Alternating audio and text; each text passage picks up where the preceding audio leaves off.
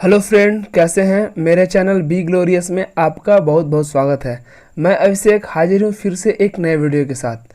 तो फ्रेंड, आज हम लोग करने जा रहे हैं इडियम्स एंड फ्रेजेस का पार्ट 10th।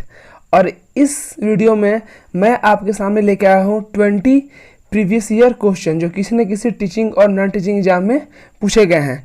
तो ठीक है फ्रेंड, आपको क्या करना है, आपको हर क्वेश्चन के बाद वीडियो को पॉज कर सकते हैं, जल्दी से आंसर बताना है और लास्ट में आपको काउंट करना है कि आउट ऑफ 24 आपने कितना सही किया। तो ठीक है फ्रेंड, देर न करते हुए वीडियो को शुरू करते हैं।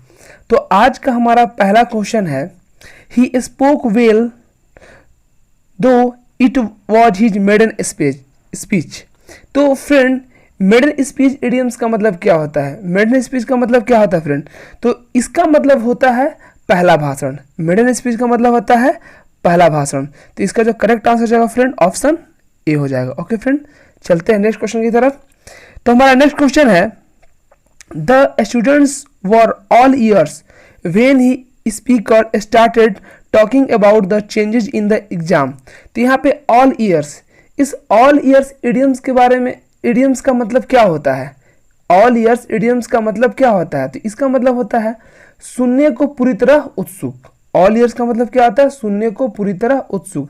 तो इसका जो करेक्ट आंसर हो जाएगा फ्रेंड, वो हो जाएगा अटेंटिव। ओके फ्रेंड, चलते हैं नेक्स्ट क्वेश्चन की तरफ। तो हमारा नेक्स्ट क्वेश्चन है, in his salad days he was quite a dandy. ठीक है, तो सैलेड डेज का मतलब क्या होता है फ्रेंड? तो इसका मतलब होता है किशोरावस्था या फिर खुशी के दिन। सैलेड डेज का मतलब क्या होता है? किशोरावस्था या फिर खुशी के दिन। तो हमारा ऑप्शन बी इसका करेक्ट आंसर हो जाएगा। ठीक है फ्रेंड, चलते हैं नेक्स्ट क्वेश्चन की तरफ।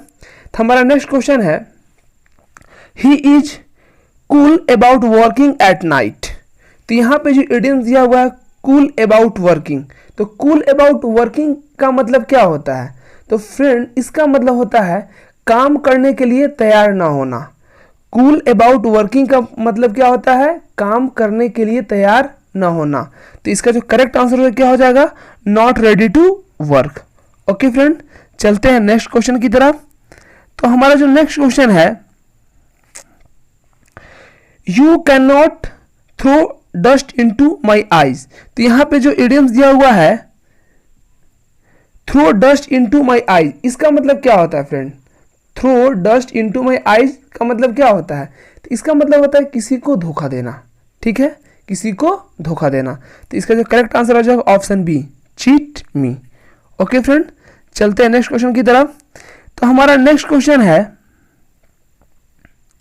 The boy was in Dutch with his friends. तो यहाँ जो इडियम्स दिया हुआ है इन डच, इसका मतलब क्या होता है? तो इसका मतलब होता है मुश्किल में। इन डच का मतलब क्या होता है? मुश्किल में। तो इसका जो करेक्ट आंसर हो जाएगा क्या हो जाएगा? In trouble. ओके फ्रेंड, चलते हैं नेक्स्ट क्वेश्चन की तरफ। तो हमारा नेक्स्ट क्वेश्चन है, their attempt to get back the stolen necklace become a wild goose chase. तो वाइल्ड गूज चेज इस इडियम्स का मतलब क्या होता है? तो वाइल्ड गूज चेज इडियम्स का मतलब होता है निरर्थक या फिर निसफल प्रयास। वाइल्ड गूज चेज इडियम्स का मतलब क्या होता है? निरर्थक या फिर निसफल प्रयास। तो इसका जो करेक्ट आंसर हो जाएगा, ये हो जाएगा useless search. Okay okay friend, चलते हैं नेक्स्ट क्वेश्चन की तरफ। तो हमारा नेक्स्ट क्वेश्चन है, the departmental store is open around the clock. तो अराउंड द क्लॉक इस इडियम्स का मतलब क्या होगा फ्रेंड? अराउंड द क्लॉक इस इडियम्स का मतलब क्या होगा?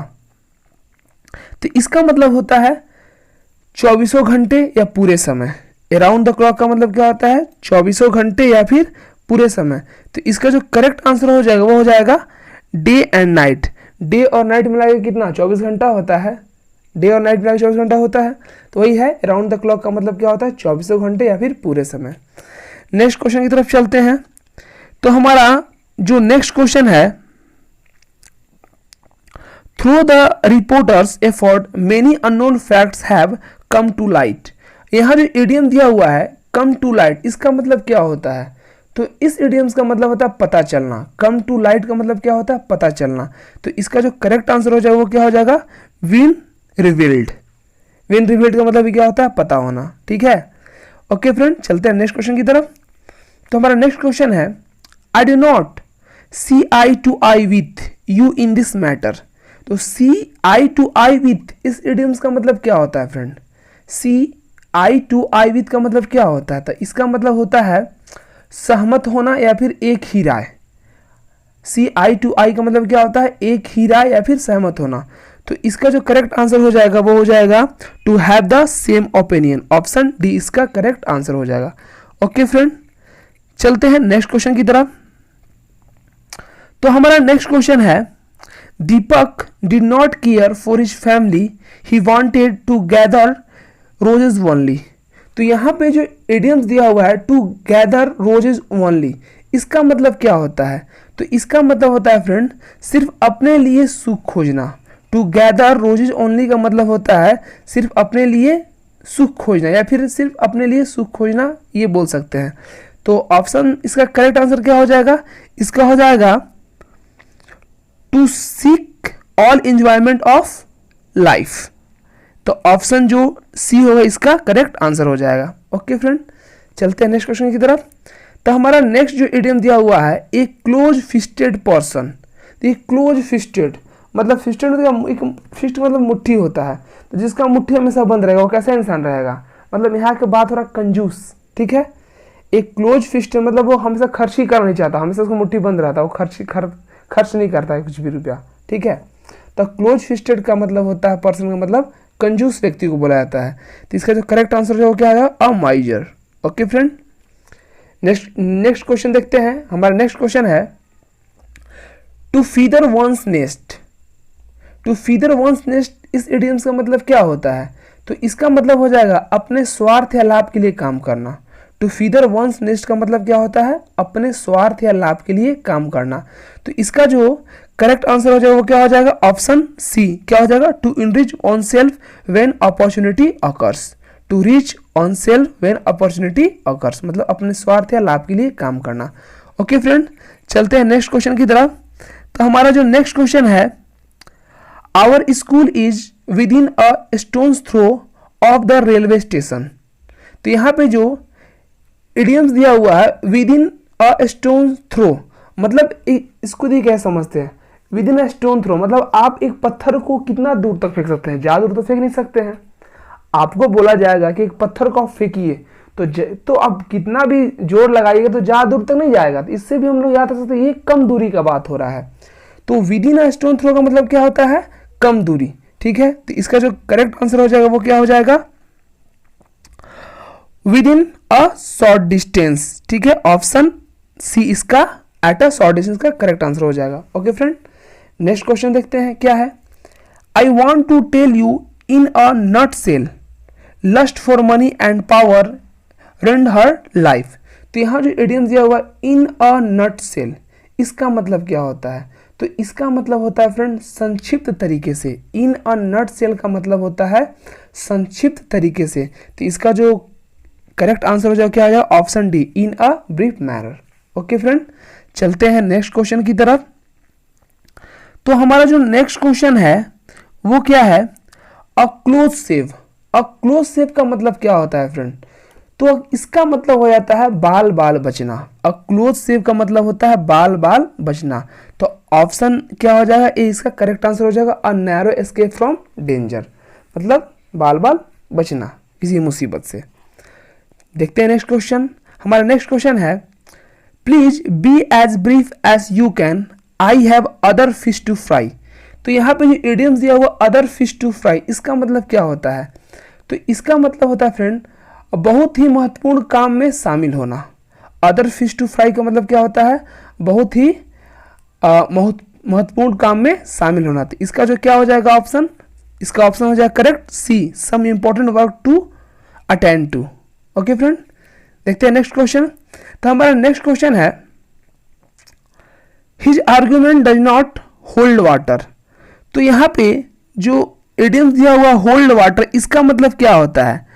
तो होल्ड वाटर का मतलब होता है सही एवं तार्किक होना। होल्ड वाटर का मतलब क्या होता है? सही एवं तार्किक होना।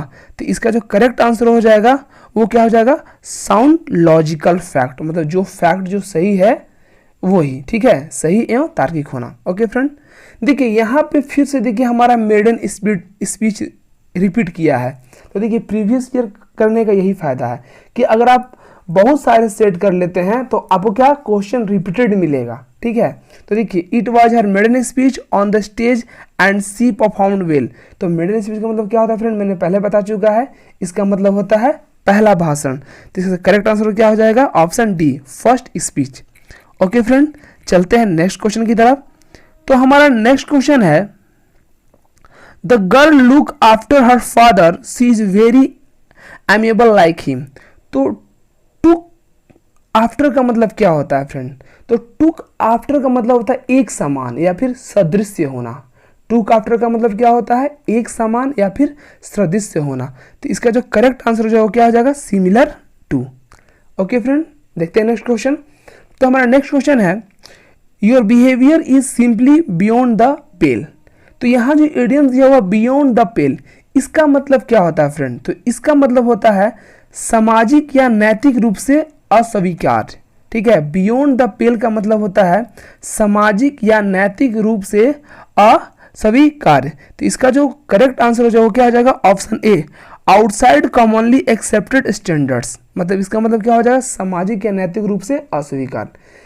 ठीक है फ्रेंड, चलते हैं नेक्स्ट क्वेश्चन की तरफ। तो हमारा नेक्स्ट क्वेश्चन है, the must have event turn out to be a 9 days wonder.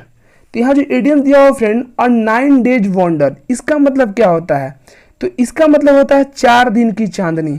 एक बहुत ही प्यारा सा इडियम्स है, सुने होंगे कि 4 दिन की चांदनी फिर अंधेरी रात, ठीक है। तो यहाँ पे मतलब 4 दिन की चांदनी मतलब क्या, मतलब आप मतलब कुछ समय के लिए मतलब आपका जो लाइफ है मतलब क्या, हैप्पी एंड प्रॉस्पेरस सब कुछ है जो जो जो जो आपको चाहिए।